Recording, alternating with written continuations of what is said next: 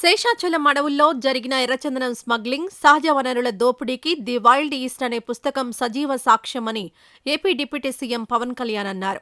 ఈ పుస్తకంలోని అంశాలు తనను ఆశ్చర్యానికి గురిచేశాయని పేర్కొంటూ ఆయన తన ఎక్స్ ఖాతాలో ఓ సుదీర్ఘ పోస్టు చేశారు. వ్యవస్థ కళ్లెదుటే జరిగిన ఈ దోపిడీ వెనుక రాజకీయ నాయకులు, మాఫియా డాన్ల పాత్రను ఈ గ్రంథం కళ్లకు కట్టినట్టు వివరిస్తోందని తెలిపారు. పవన్ కళ్యాణ్ తన పోస్ట్లో కొంతకాలం క్రితం నేను ది వైల్డ్ ఈస్ట్ పుస్తకాన్ని చదవడం ప్రారంభించాను. శేషాచలం అడవులు, తూర్పు కనుమల్లోని ఎర్రచందనం సహా విలువైన సహజ వనరులను వ్యవస్థ కళ్ల ముందే ఎలా దోచుకుపోయారో ఈ గ్రంథం బహిర్గతం చేస్తుంది. కొంతమంది రాజకీయ నేతలు మాఫియా డానుల్లా ఎలా వ్యవహరించారో ఇందులో బయటపడింది అని వివరించారు.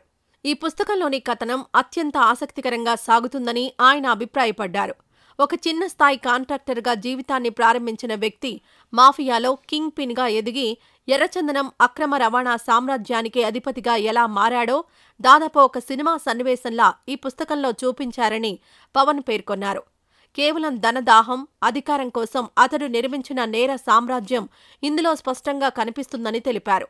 ఈ పుస్తకాన్ని చదివినప్పుడు కేవలం నేరాన్ని మాత్రమే కాకుండా దాని వెనుక ఉన్న లోతైన విశ్వాసఘాతకాన్ని కూడా అర్థం చేసుకోగలరని పవన్ అన్నారు. ప్రజలు ఈ పుస్తకాన్ని చదివినప్పుడు భూమి, అరణ్యాలు, ప్రకృతి, ప్రజలపై జరిగిన ద్రోహాన్ని లోతుగా అనుభూతి చెందుతారు అని పేర్కొంటూ ప్రతి ఒక్కరూ ఈ పుస్తకాన్ని చదవాలని ఆయన సూచించారు. పవన్ కళ్యాణ్ పోస్టుతో ది వైల్డ్ ఈస్ట్ పుస్తకంపై ఇప్పుడు సర్వత్రా ఆసక్తి నెలకొంది.